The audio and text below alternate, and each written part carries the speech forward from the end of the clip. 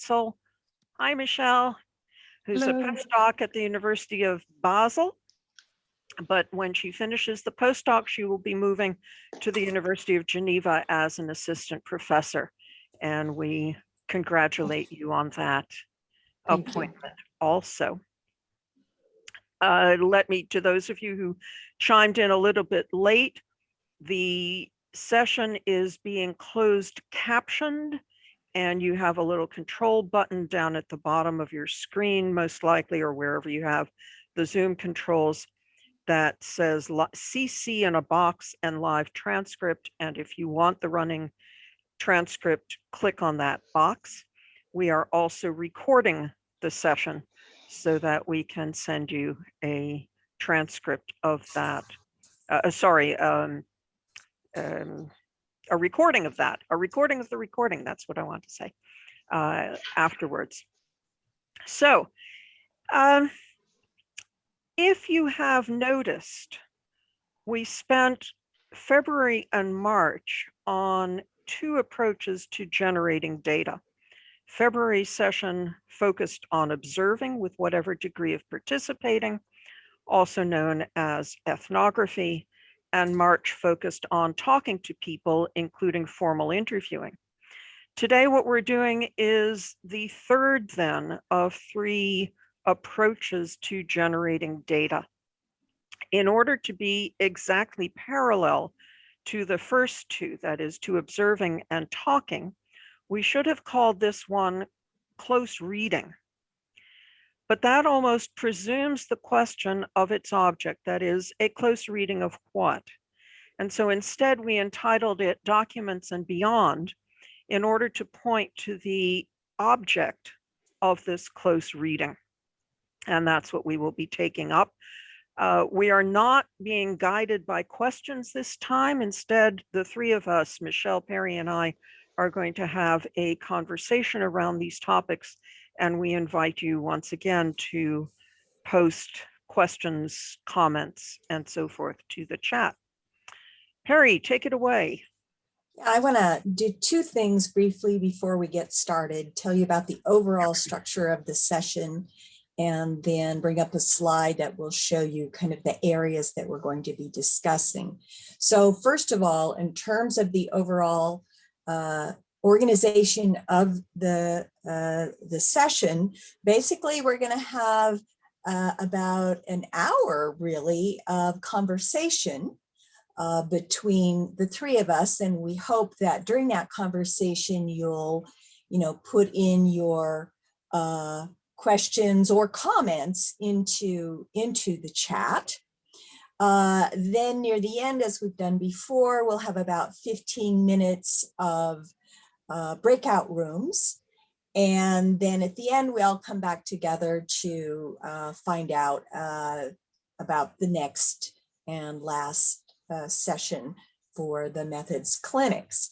So Zach, do you want to bring up the slide of kind of the general,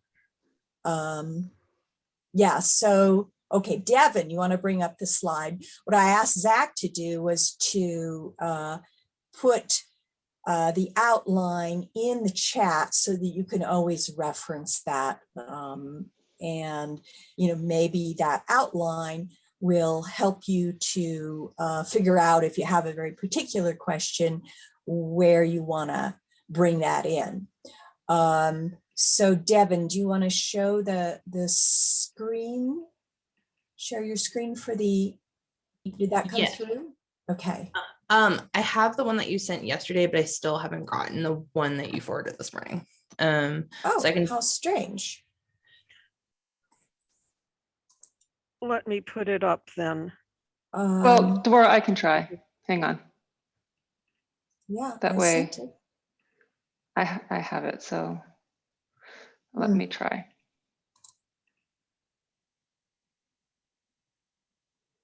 All right, so I should be able to do this, I think.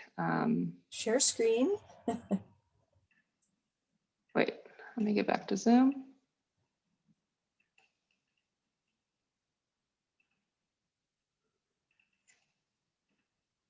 Okay, you guys see that? Yes. Yes. Okay. Okay. Great. Great. Um, So what you see here is kind of 4 segments, some background discussion. Oops. Okay. You're just gonna have to tell me since I'm controlling it from here. So just let me know when you want me to click. Right. Okay. So we're going to be talking about the difference between conventional and unconventional readings of text, then thinking about engaging text from a critical methodological perspective. And then the third main area is really focusing on kind of unconventional objects of analysis and unconventional ways of reading that. And that's really from unconventional from the perspective of traditional political science. And then this question about how do you generate data about these things, and the concept of actants. And, you know, if you have unconventional actants, then what are the methods you are using? And then a little bit about ethics and the contributions of a beyond documents approach. There is no guarantee that we're going to get through this whole outline. But do know that eventually, as we've been doing in the past, we'll be circulating resource list that will kind of address these various areas. And we'll talk more about that resource list today. So that is the plan. And so at this point, Devora, you will need some slides, right, as we get started. Not just yet. Okay. Thank you. I'm going to run without slides. Run without slides. Let me for the know when moment. you want them, Devorah, and I'll throw them up. Thanks, Michelle. Will do. Yep. So we're starting with that first background question. What do we mean by texts?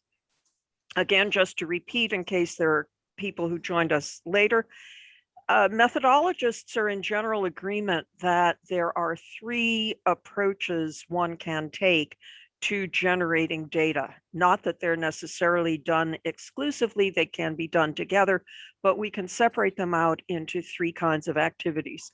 The first is observing with whatever degree of participating, also known as participant observer ethnography.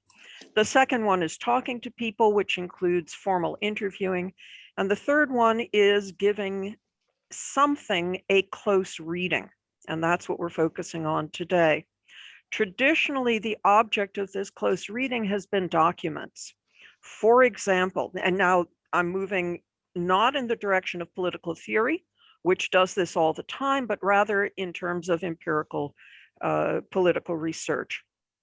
So traditional document research has focused on policy texts, speeches, parliamentary hearings, legislative session transcripts, minutes from meetings, organizational reports, statutes, diplomatic and other kinds of correspondence, and so on and so forth. These are what might be called not only conventional texts, but also official texts. Although we like the way that Jutta Veldis has treated this idea in a chapter in the Interpretation and Method book, where she distinguishes high data, and that's what she means by high data, these conventional texts, from low data. Low data could include science fiction, which is one of Jutta Veldis's favorite sources to engage, but also such things as magazines that you would find at a corner kiosk. Ted Hopf did this in his research published in 2002. It could include novels and short stories, quite aside from science fiction.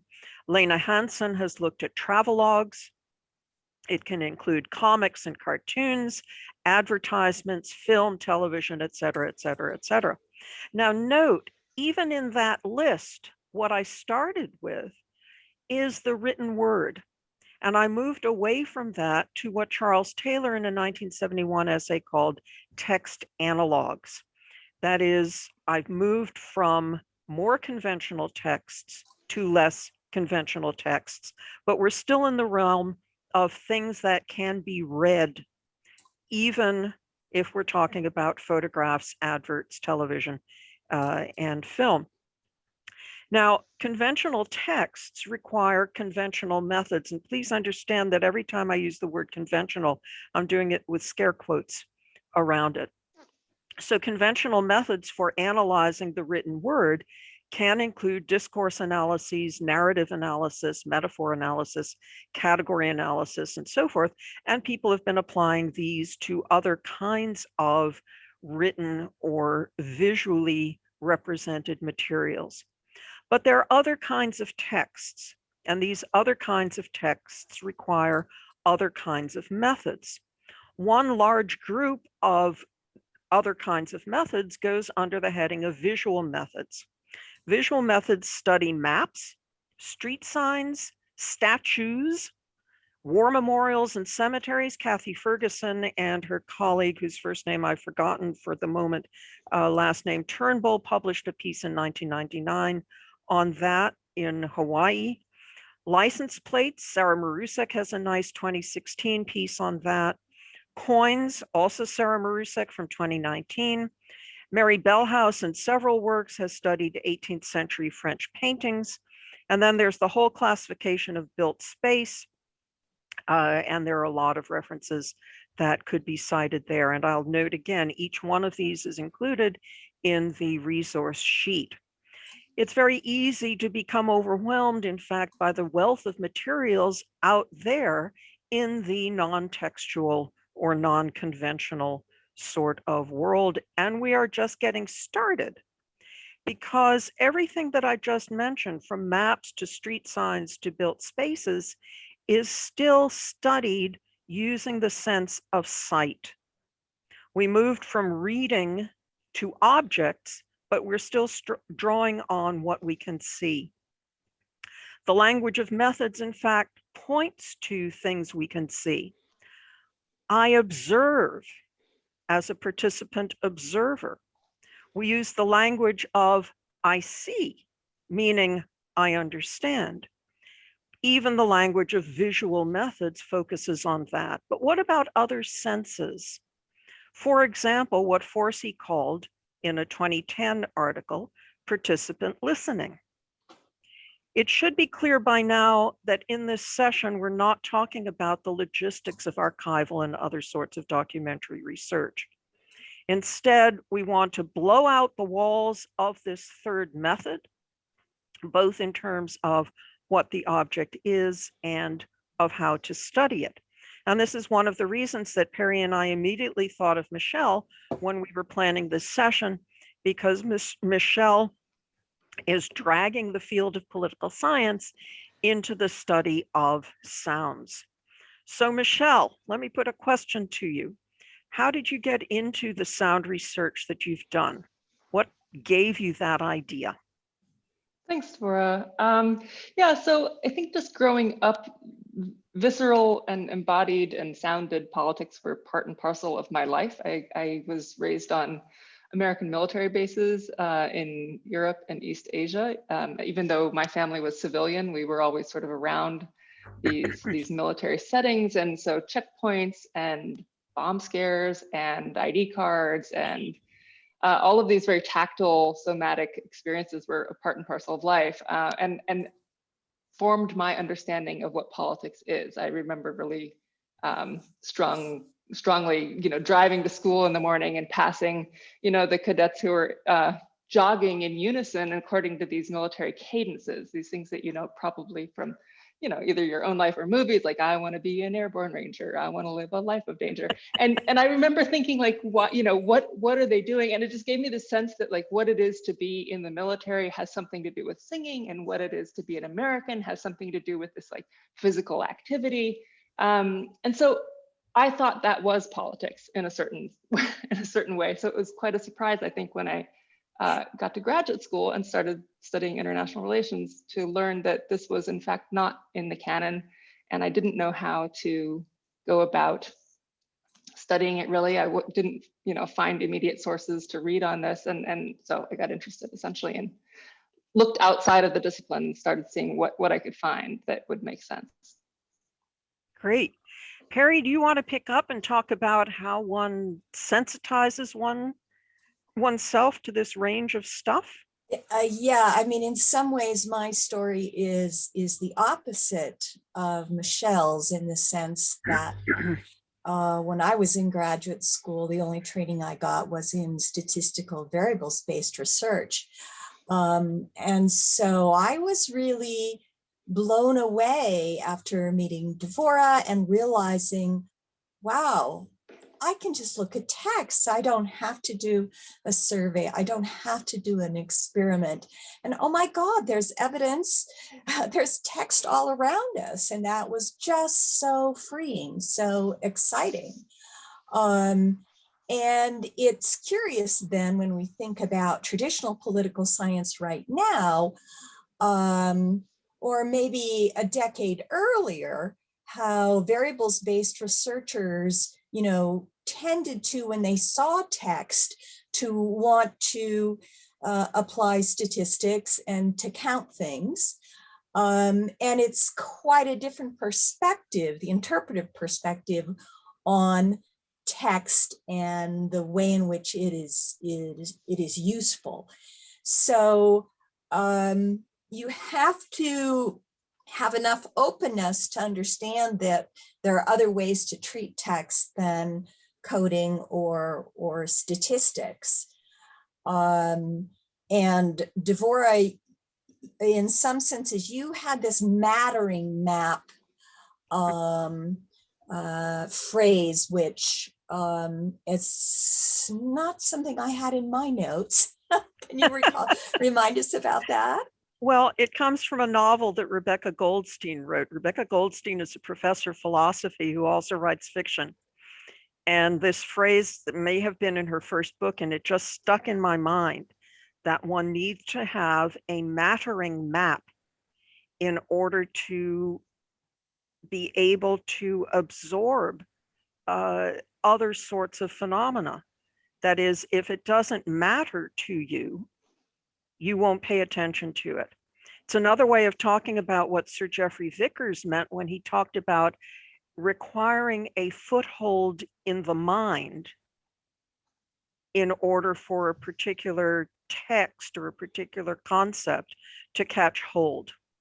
So when we ask ourselves, if you are immersed in a political science or some other education that focuses on texts exclusively, and traditional ones at that, and that focuses on written words to the exclusion of everything else, how do you get yourself open enough to be willing to be able to absorb these sorts of things?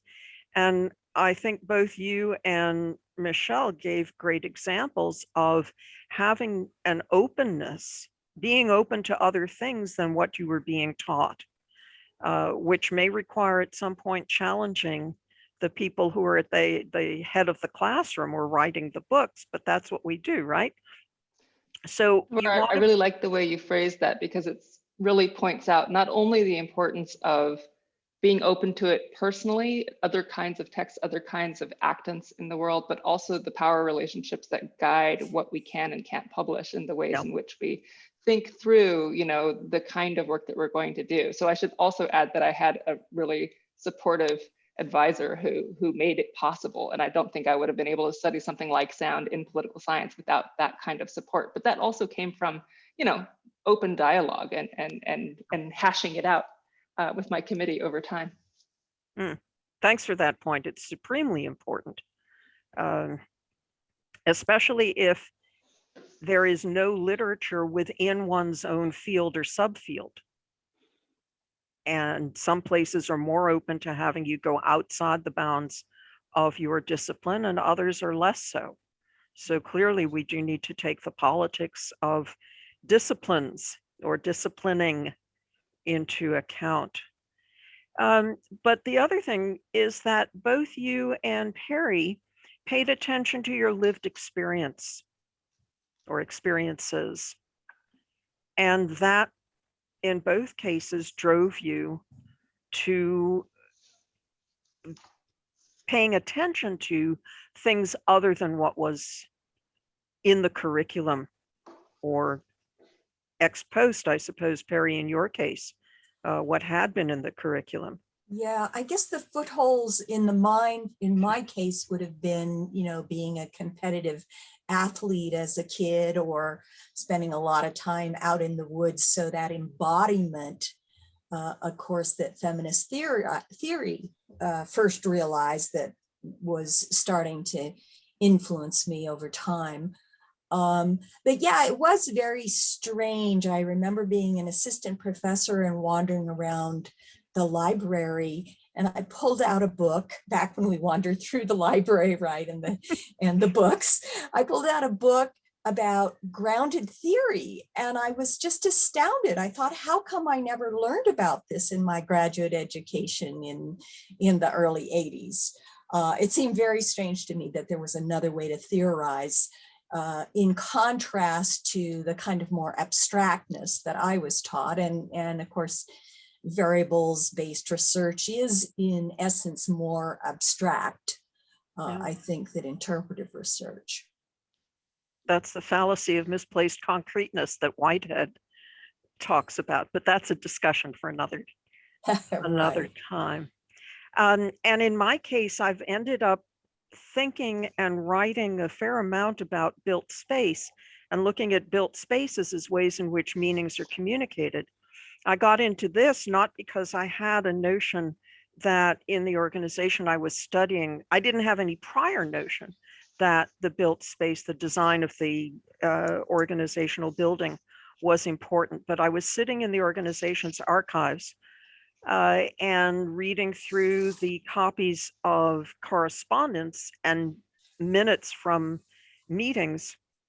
And I came upon one set of minutes from one of the very early foundational meetings where one person sitting around this big table said to someone else, they're trying to figure out what this entity was going to look like. There weren't such things in the country beforehand.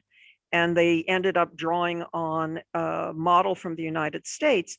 But one of them said the community center will be a functional supermarket.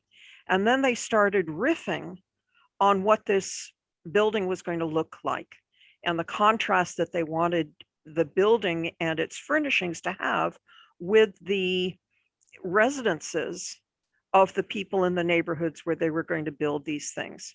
And that gave me the clue that they were not only intentionally focused on design, but that they themselves understood that design elements, in this case, both the bricks and mortar and glass of the buildings themselves, but also the so-called Danish modern furniture, were going to communicate something that they wanted these things to communicate to people living in these neighborhoods and communities. So that's how I started thinking about built spaces as a kind of text, a text analog, if you will. So Perry, what's distinctive about treating texts from an interpretive methodological perspective? Well, it's really interesting because I think traditional political scientists say, we do textual analysis, either using algorithms or counting words. But part of the problem then is that, especially with the counting of the words, is that you're taking the words out of their context. And then applying statistics often, even if it's just descriptive statistics. And an interpretive approach really wants that context for understanding the meaning of the words. And so, that impulse to turn everything into numbers is not part of the interpretive perspective, but instead focusing on context. And I'm forgetting the other point I was going to make. And that there are a panoply of of techniques in interpretivism to deal with text. You don't have to turn it into numbers. You've got metaphor analysis, you've got discourse analysis, you've got deconstruction. So you treat the genre of the data that you have, textual analysis, in ways that are appropriate to it, rather than kind of jumping right away, as variables-based researchers tend to do, or positivist researchers, to turning that text into numbers. So that is distinctive, I think. And one of the things that we wanted to stress is that texts, whether literal or quote unquote unconventional, are not neutral. They're not innocent. And I think you had some things you wanted to say about that. Yeah, I mean, again, positivists tend to, and you see this sometimes, especially with the high data. Well, here are the government documents, as if that deserves special respect. But interpretivists say, well, wait a minute, they don't deserve special respect. They deserve a particular critical analysis. So who is creating this evidence? And one of my favorite articles is an old one from 1974 by Dorothy Smith, The Social Construction of Documentary Reality. And she has this wonderful chart that has the question or the phrase, what really happened, in quotation marks. And of course, that is in some senses perhaps your own experience. Say that you've been accused of a crime and the police are coming to arrest you, and you have that whole experience of what really happened. But of course, in the creation of the documents, you get a police report, and that police report then becomes circulated to the courts. And so there's a difference between what really happened as you experienced it and what really happened in terms of how the courts maybe think about what's at issue. So that's disjuncture between my experience of what happened and what this document says about what happened. And of course, that shows the power differential pretty dramatically, in the sense that the police are the ones who have constructed what has happened, and that has particular weight in the courtroom. And sometimes getting in your own version or your own voice into the courtroom can be a struggle. Thanks. We'll be coming back to this point a little bit later, but Michelle, it strikes me that this is central to your own work. Is there anything that you want to throw in on this topic right now? Well, I can try. So one of the things that makes me wonder actually is what happens when we shift the emphasis away from an examination or close reading of texts as objects toward an examination of our own perception of these texts. Now, I think that this works less well when we think of actual documents that we read, and better when we think of our own sort of engagement with the physical world, whether that be visual objects or sounds or whatever. But what happens when we actually place the sort of site of analysis, of critical engagement on what it is to see or what it is to hear, rather than the thing that we're seeing? So shifting from representation to perception, essentially, in terms of our focus of analysis. And what different kinds of questions does that open up, and what different kinds of modes of thinking does that enable? So again, maybe this is something that we can come back to, because I don't want to take us off in a different direction, but I do think that it's sort of a different way of thinking positionality in a way, because we talk about positionality all the time, but we think of it in very specific terms about our identity, you know, our relationship to the various subjects that we're engaging, you know, human and non-human. But this is a positionality that is almost prelingual, which I think opens interesting sort of modes of thinking. Yeah, let's put a bookmark on that one. Yeah. That's an important one.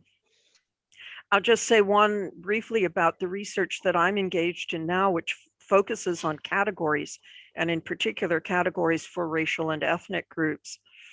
I was interviewed, quote unquote, by a journalist for El País in Spain some years ago, interviewed via email. And he also interviewed a professor in Spain, a statistician, who basically said these categories are neutral. And so one of my main arguments back has been, or what shapes to a great extent the work that I've been doing, is to say that categories are not neutral. They're not simply words. They are informed by people making selections. And when you make selections like that and you put names on things, you are exercising a position of power. But all of this, I just want to put another bookmark here. All of this comes under the heading of hermeneutics, if we're going to talk about methodology.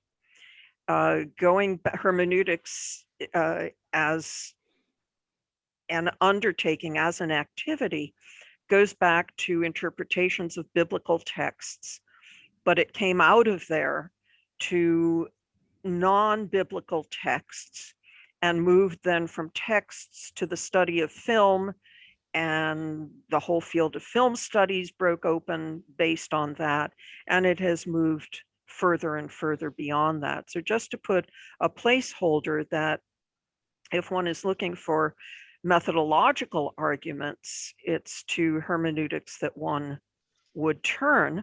And this gives me a link to raising the question of what it means to give something a close reading. I want to talk about literary sources, but Perry, I think you wanted to talk about some other things first.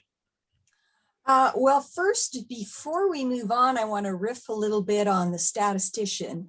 And I think the clearest example, my aha moment between creating a category and political power, was thinking about counting the incidence of rape and how that has evolved over time. So when you say, oh, rape is only this, that is, right, an act of power. No, we're excluding what happens in marriage, right? Well, eventually we change that. So you see the connection between politics and a particular statistical category and what gets included and excluded.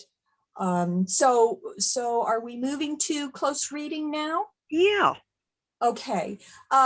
It's move really the slides, you guys. Are we on the next slide? No, we're still working from the outline.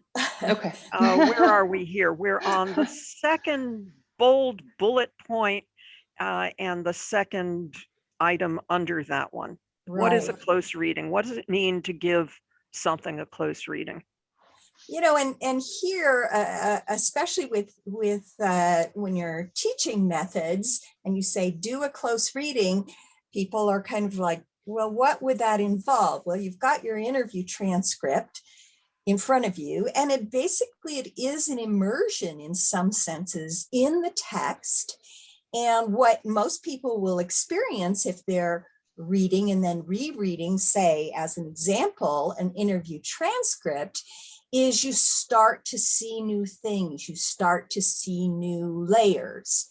Now, again, this is very different from a variables-based approach, where you look at the text and you say, oh, well, I can see that the person is using this word over and over again. And of course, an interpretivist would notice that too, but it's more about the kind of layers of meaning. And one of the key things about a close reading is you might do only that, especially if the patterns are really clear, like some researchers, Susan Beachy and Leah Moon, did a reading of the textual, the text from a congressional debate over abstinence-only education, over sex education. And the crashing silence is that they never mention men or boys. Right. So sometimes a close reading might be sufficient when you've got a pattern that is that clear, but often a close reading will allow you then to go to other techniques. So if you spot a metaphor that is used a lot, you're going like, whoa, I can do metaphor analysis for this particular text. But texts then, we realize they have a kind of multivocality to them, or multiple layers. And I think the best person for talking about this is Patrick Jackson, who has a wonderful chapter in Interpretation and Method on making sense of making sense, in which he's looking at what he calls, or practicing what he calls, textual ethnography. So you're reading a text for the written traces of people's social practices. And so that's very different from big data, which is basically trying to draw out patterns, but you're not connecting the patterns to the social practices. I wanted to draw this into a link to literary studies, but before I go there, I'm reminded that students, when I've been teaching this sort of thing, would always ask, but what is it? How do you do a close reading? And the best answer I've ever been able to come up with is, well, you read, and then you read again, and then you read again, and then you read again. You see where I'm going with this. And Michelle, I want to ask you, is that a useful way of thinking about what you've done when you've analyzed sounds? Do you listen and then listen again and then listen again, et cetera, et cetera? It's a good question. So no, but Oh. that's probably because, well, you know, yes and no, honestly. It's probably because I am interested in the political sort of function of sound and impact of sound. And I don't think that in the sounds I've studied, the, you know, the acoustical sort of aspect of it gives me enough sort of takeaway to for what I'm looking for. But I do think that some people do that specifically with regard to sounds, that are, you know, ethnomusicologists, for example, or people who are in music studies might have a closer engagement with the sound itself.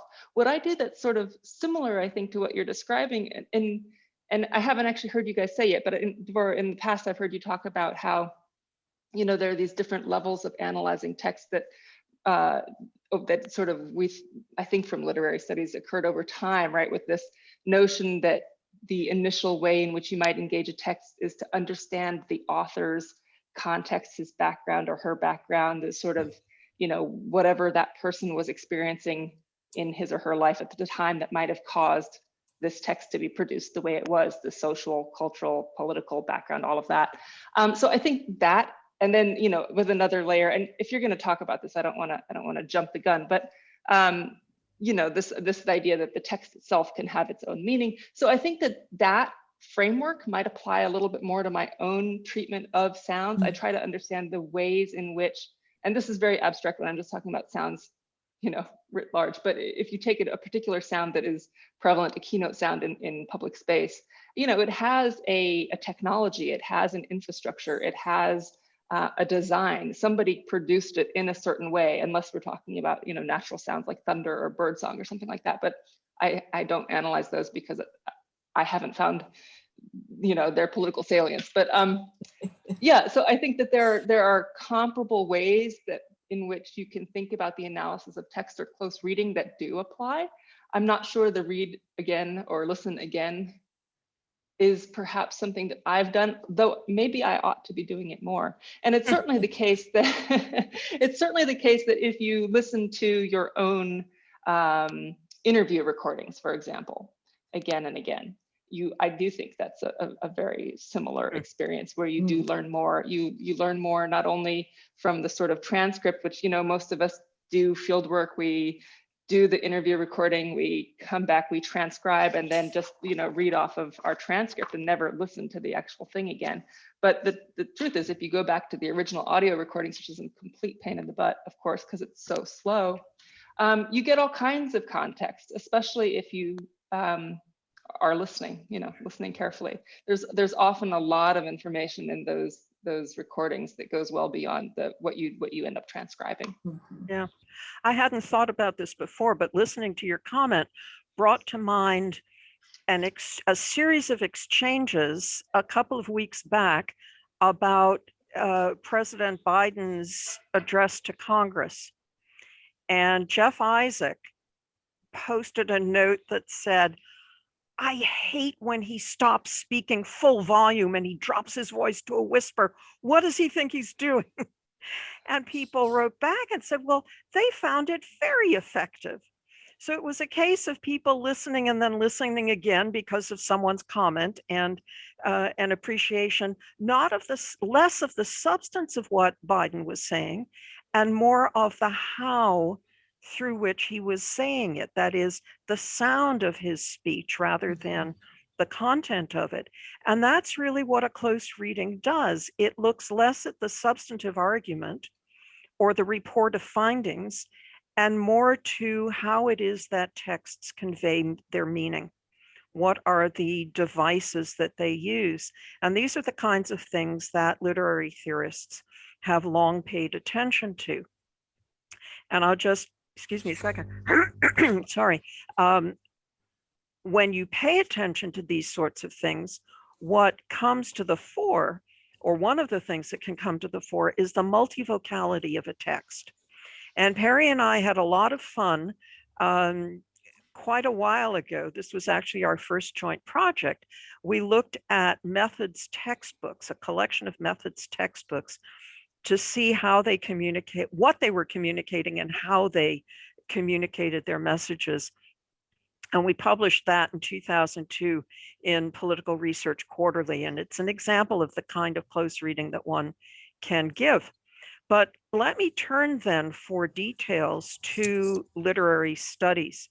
And here, Michelle, if you can go to that first blank slide, it will be, yeah. Excuse me. So literary theorists have long asked the question, where does textual meaning come from?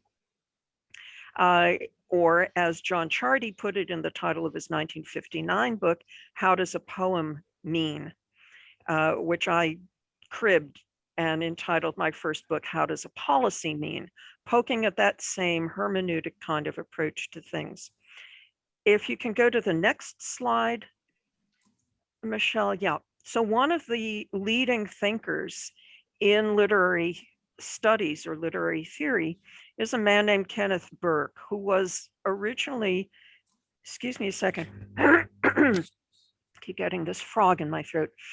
He was very interested in analyzing theater texts, drama scripts. In 1945, he published a book in which he introduced the pentad, that is, 5 elements that he saw as being significant to the analysis of a dramatic text. And these are the 5 elements with asterisks on the left side of the screen: actors, acts, settings, what Goffman referred to when he wrote about the stage, agency, and purpose, which correspond very roughly to the journalists' who, what, where, how, and then why or when, or even why now. Can you click, Michelle, please? Because there are examples of how we can apply these. In terms of actors, who are we looking at? Legislators and others. What are their acts making policies? What's the stage, or what are the settings? Are they at the center? Are they at the periphery, geographically speaking? What about agency? How are they doing this? Usually from the top down. And then as to purpose, there are just so many that I didn't even give an effort to list them. So I think that Burke's pentad is useful, can be useful. And in fact, the sociologist Joseph Gusfield picked it up and tied it directly to sociological analysis. That's one of the books that's in the resource sheet. On the next slide, I want to go to a second approach from literary studies, and that's what's known as reader response theory. And I'm mostly drawing on the work of Wolfgang Iser from his 1989 book called Prospecting. But I'll make a comment on that in a moment. So reader response theory is the third in a series of 3 different approaches to the question of how texts make meaning. The first one, Michelle, if you can click, please, argued that the meaning of a text lies in the author's intent. And this led analysts to look at the biography of different authors. Can you click again, please? So for example, if you knew that Shakespeare was homosexual, would that give you an insight in how to understand Hamlet? That's the character of Hamlet in the play. That's an example of that sort of approach. And that's from about a century ago. In the middle of the last century came the second approach, and that argued that meaning resided in the text itself. And so theorists, this is where you get John Barth and others saying the author is dead because it's no longer the author's biography, but instead it's the text itself. What are the rhetorical devices that are being used? Word choice, metaphors, other figures of speech, the cadence of the king's speech, for example, alliteration, and so on and so forth. So when John Chardy published his book, How Does a Poem Mean, in 1959, this is what he was poking at. And then the third approach is this argument that the meaning of a text resides in the reading of it itself, that is, in what you and I as readers bring with us to our reading, which, if you'll note, is a very phenomenological hermeneutic approach to the study of fiction and poetry and drama and so on and so forth. And this is what is known as reader response theory. Now, one more click here, Michelle, please. This is why I like Iser's work, because he says it doesn't have to be just the reader's response, it can be all 3. Not all reader response theorists agree with him. There are some who argue that it's only in the reading. And as I said, this is why I like Iser, because he's more open to saying it could be all of them. Now, this kind of an approach to textual analysis, this very hermeneutic approach, has taken root in certain parts of economics and sociology. And I've listed a couple of references on the next slide. In economics, oh no, I'm sorry, I want to, one other thing, that is, before I go to those other sources, where reader response theory, no, keep, thanks, Michelle, if you can go on to the next, yeah. We can bring reader response theory together with Burke's pentad. For those of you who know this lingo, it enables us to break through the theater's 4th wall. So in a theater, imagine a traditional stage, there are 3 walls, the 2 side walls and the one behind the actors. The 4th wall is the invisible one, and on the other side of that 4th wall is the audience. And so this is what it means to break through the theater's 4th wall. This was one of the avant-garde moves of theater a few decades ago. But where reader response theory adds to Burke's pentad is in a couple of places. Can you click, please?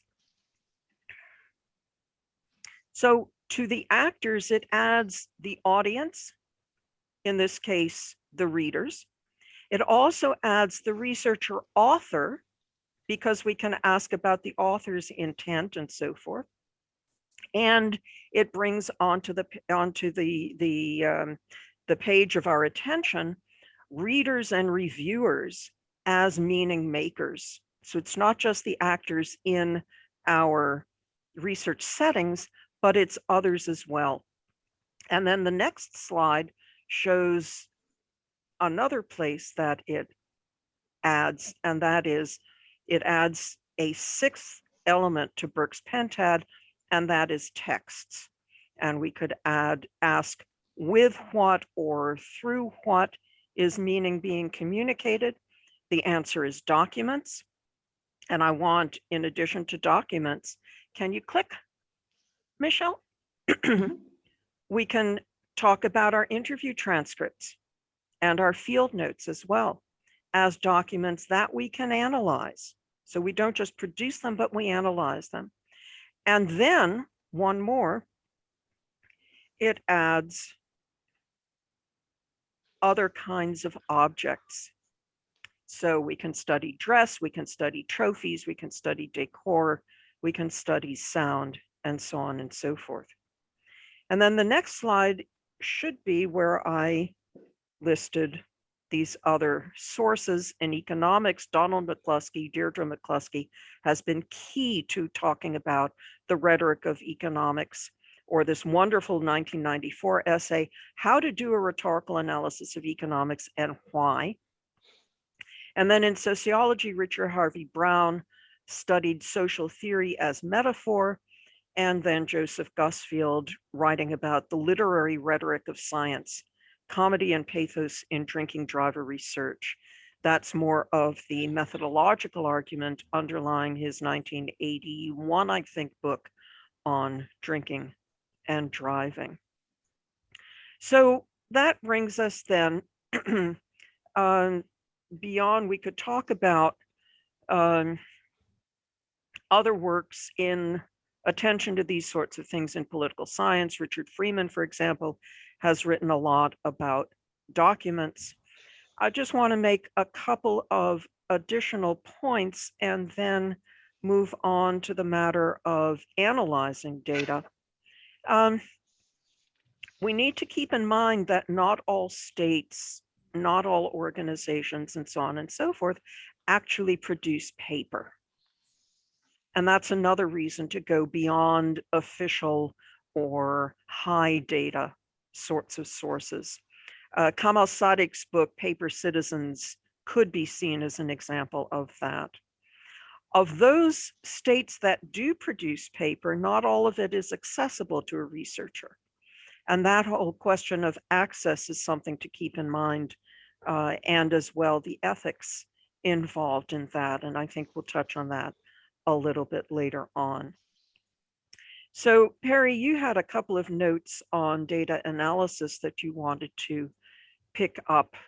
Yeah, Michelle, if you could go back to where Devora introduced reader response theory. Here? One more, I think. Yes, right there. Okay. So in terms of data analysis, what's interesting is notice that we haven't been talking about coding. So kind of one of my pet peeves with people who talk about qualitative evidence is they go right to coding. Well, again, that's kind of more variables-based positivist influence. And there's so much more we can do with this genre of data. So that's kind of point number one.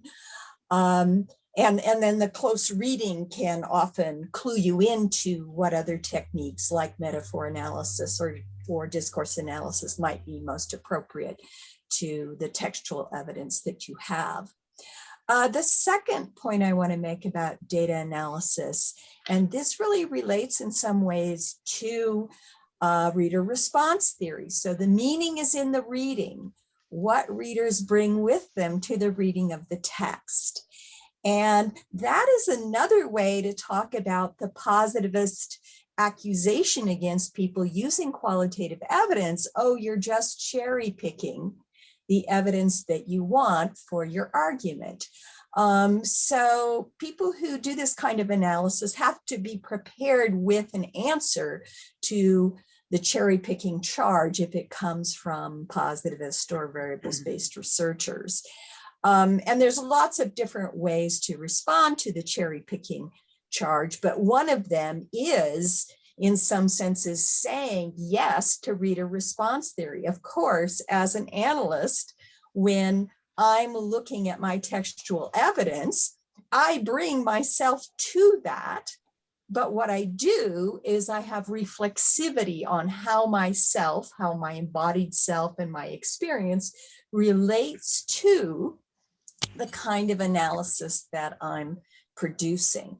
So reflexivity is one answer to the cherry picking charge. And to the extent that people are being more reflexive about how researcher identity affects their analysis, textual and otherwise, then over time you can build up an understanding about how researcher identity affects our knowledge claims. Yeah, so there's lots more to say about data analysis, but we'll kind of stop there because I think we want to move on, unless Michelle has an observation before we move on to the unconventional. You're ready to move on? We've got about 10 minutes. And so I think you're right. We should move on 10 minutes before we break. Okay.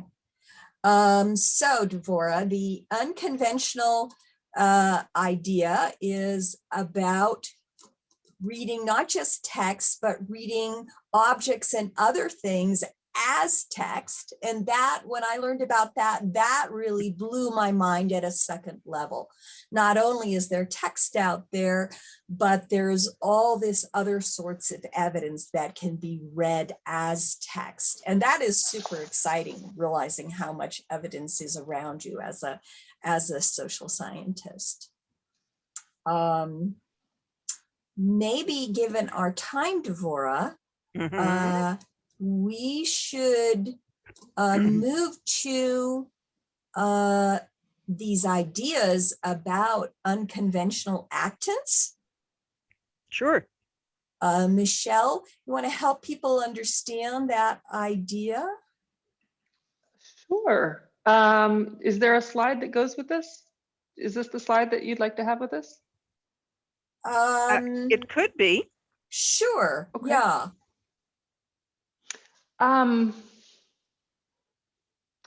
So I don't know what I can say about this precisely, but unconventional actants, I mean, I think in political science, we mostly think about humans, for one thing, as being the primary actors of politics. It's our basic presumption. And I think that there's a lot more, as Deborah and Perry have been saying, there's a lot more that we could be thinking about in terms of non-humans, other parts of humans, aspects of humans that are actually agentive in the political sphere. Some of them are perhaps more obvious to us today in terms of if you're familiar with visual politics. A lot of the things on the list, cartoons, coins, cemeteries, built space advertisements, they're a part of our world every day. And then some things might be less obvious: ID cards, license plates, mosquitoes. I'm thinking of Timothy Mitchell, Rule of Experts, or electricity. I'm thinking here of Jane Bennett, Vibrant Matter and the New Materialism sort of literatures. And there are, of course, different ways of getting at the agency of these other actors. We can think about climate as an actor in its own right. We can think about non-human animals and the ways that they have agency, and whether or not that ushers in an entirely other kind of politics that reshapes what we think we should be talking about. So do you want to say something about where the word actant comes from? So you guys probably know this better than I do, but I am familiar with it through Bruno Latour's work, Actor Network Theory, and which I found incredibly helpful just in terms of imagining how to get at some of these unconventional, right? I'm also doing the scare quotes, actors, and this sort of process of tracing, the coin from its, if you look at, point E, the coin from its raw materials to its actual, design, to its pressing, to its role in your pocket, to what you can buy with it. This sort of like very, very small scale, point by point tracing of an object's role in the political world, or whatever the setting is that you happen to be studying.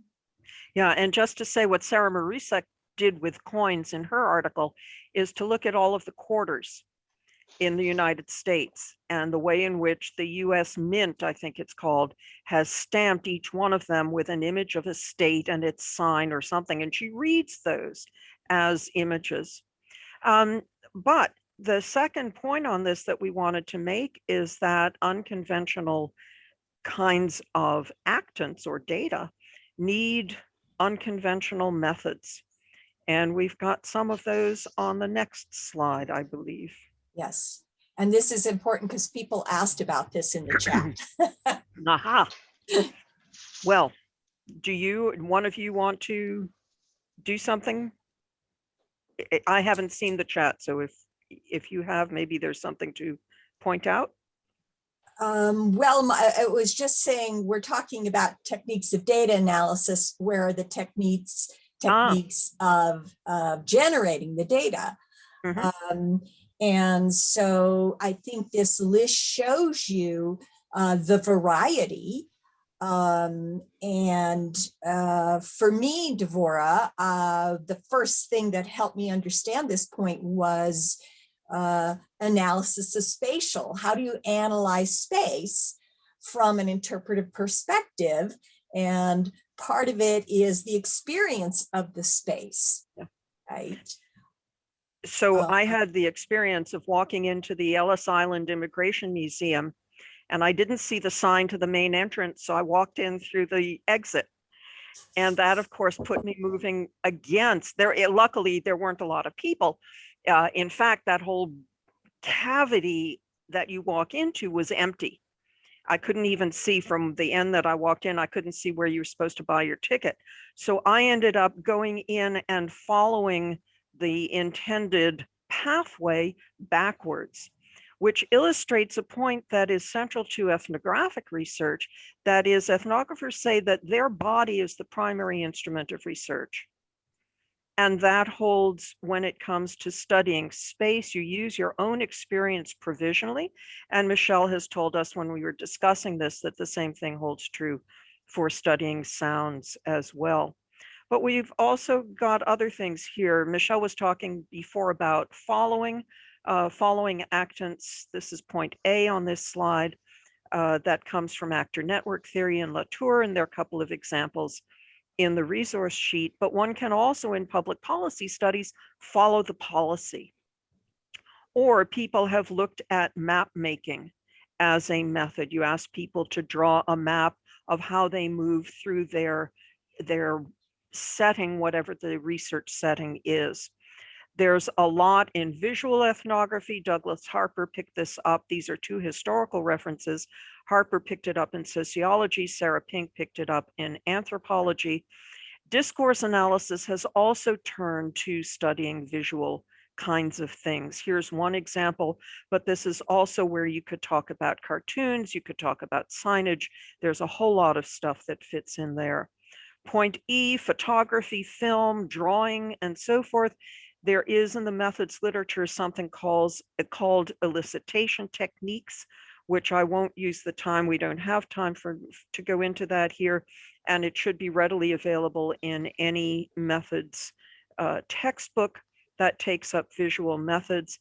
My only question on that is how useful is it in political science, especially when many political scientists are studying up, that is studying not only experts, but also CEOs or prime ministers and so forth. Michelle has introduced us to sound ethnography, to sound walks, to something called apophatic listening, which I will defer to you, Michelle, to explain. And let's just mention that we also have collage here, time, and then there's the built spaces. In the reading list, we also have textiles. 3 political scientists looked at arpilleros made in Chile, which are used to communicate ideas about local politics. Michelle, is there something you want to say about apophatic listening quickly? Well, I'll just really quickly mention sound walks because I think that Okay. they go beyond sound, and I'll mention apophatic listening just because it's such a funny word. That way, people know what they're talking about.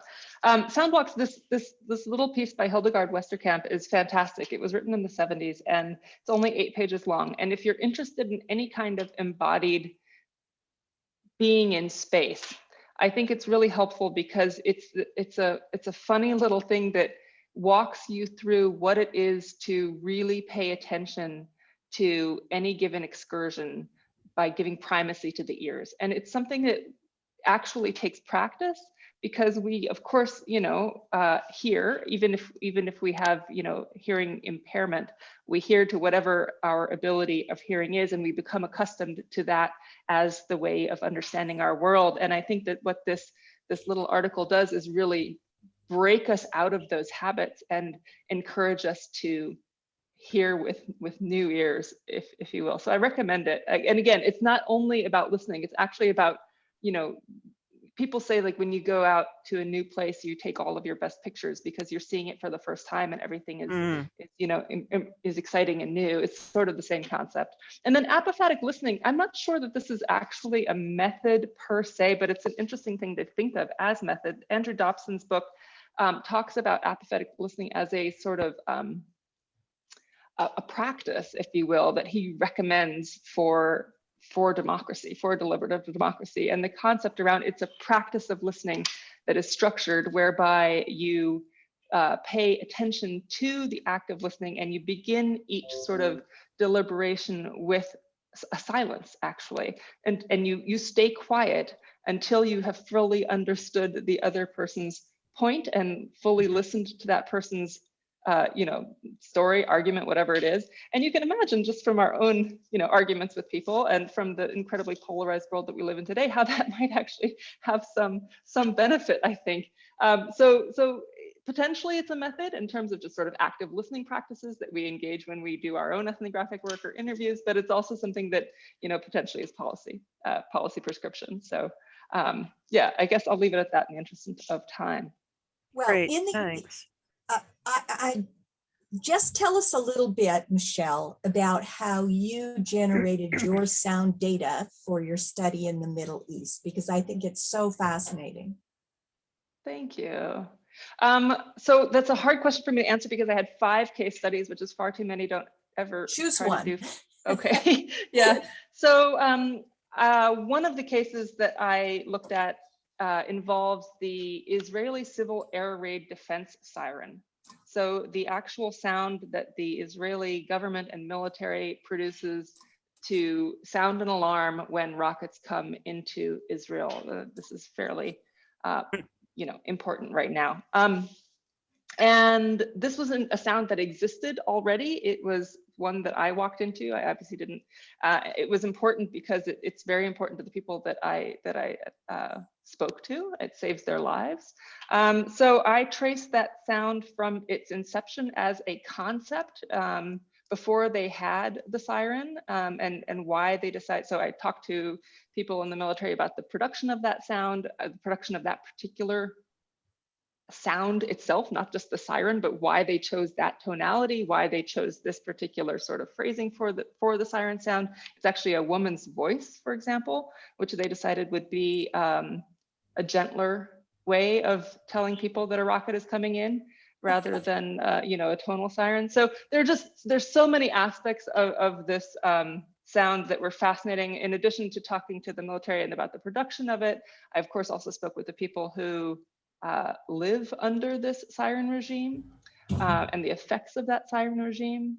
And then of course, the flip side of it, of what it is to not live under a protective sound from the standpoint of the Palestinian experience, when you don't have a state infrastructure that protects you from incoming rockets. So that was a really superficial treatment, but I'm conscious of the time. I'm just worried about it. So I don't know. I hope I got to your question. Well, I mean, it gives us a sense of the different ways that you could start to generate evidence around this question of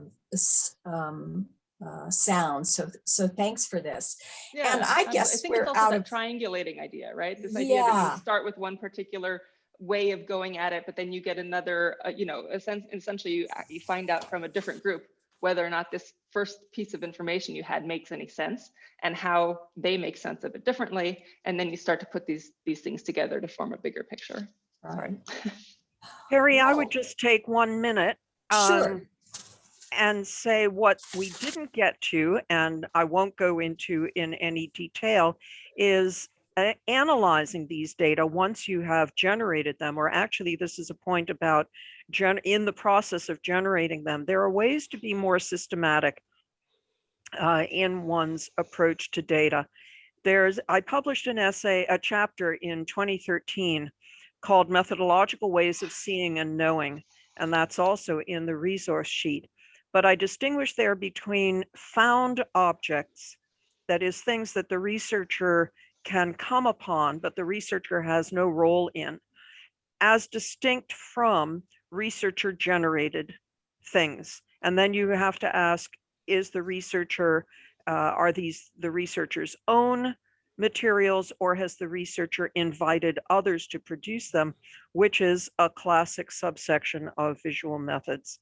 And then if we're looking at found objects, it becomes important to know who's the actor. Is it a collective organizational actor or an individual actor?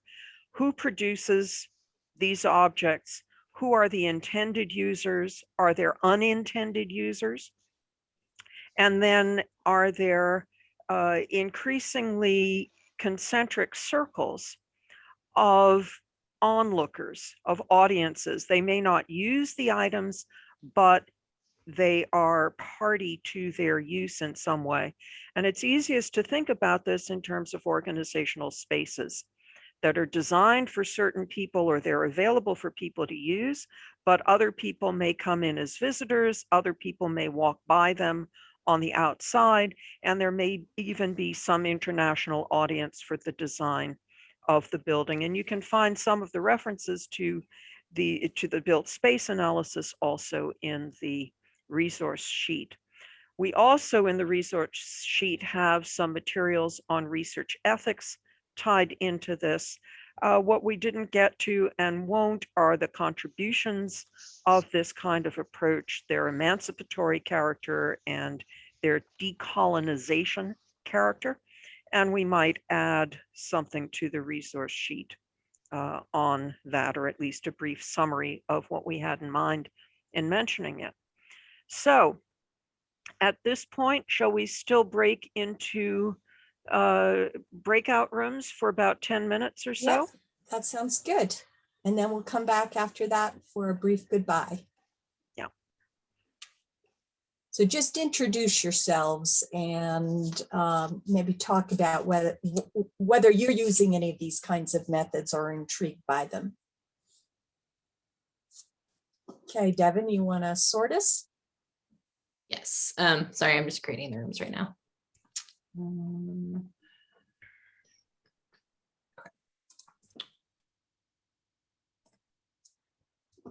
You should see something on your screen that says to join your room, and you can go ahead and join. If you're having issues with that, let me know.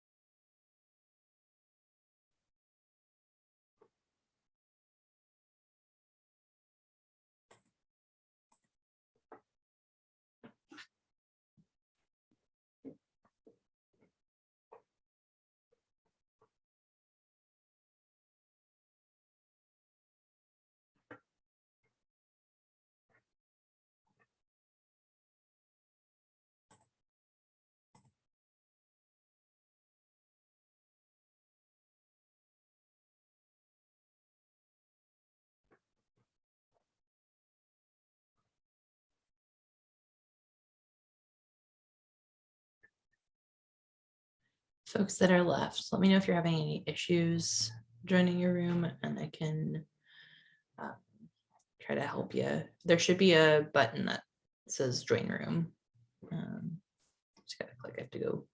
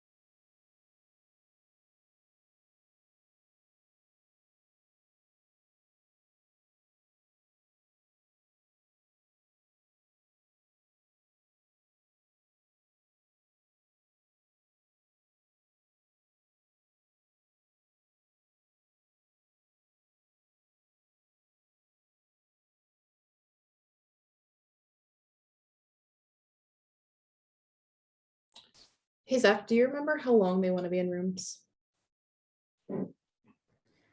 I think it was just 10 minutes on the list Okay. or on the schedule they sent. I lost track of time of when I sent people to rooms. I also have. So we finished, I think it's probably been about 7 minutes. So maybe give the To start a new job at the University of Amsterdam. I haven't seen her yet. She's been quarantined. All right, so I want to announce our next meeting, which will be the last one in this series. Perry and I are going to take some time off during the summer, although we're thinking about maybe 1 or 2 in the fall. The next one will be June 25, and we have changed the topic. If you heard me say something last month about what we were going to do, we've actually thrown that idea out the window, and instead, what we're going to do next time is a conversation that working title of this is Engaging Reviewer Number 2. In other words, how do you respond to a reviewer of a manuscript or a conference discussant or a member of the audience, or even a classmate or a professor or an advisor who says, but interpretive work is fill in the blank, not rigorous, not objective. What are your dependent and independent variables, and so on and so forth, et cetera, et cetera, et cetera. So I can see from the vigorous nodding of the faces I see on the screen that this is an idea that grabs your interest, and we're delighted to know that in advance. And we're going to be joined in this conversation by Professor Joe Sauce from the University of Minnesota, who's one of our favorite people, very thoughtful, very articulate, and a lot of fun. So we're looking forward to that. Let me close by saying thank you to Michelle for joining us in this conversation. Thank you, Devin, for helping us out on the tech side. And thank you, Zach, for support on the chat. We'll be sending the resource sheet. We'll be sending the chat transcript. And what else? Oh, a link to the recording and the flyer for the next one. Probably not today, but soon. So have a great weekend, everybody. Thank you again for joining us, and hope to see you soon.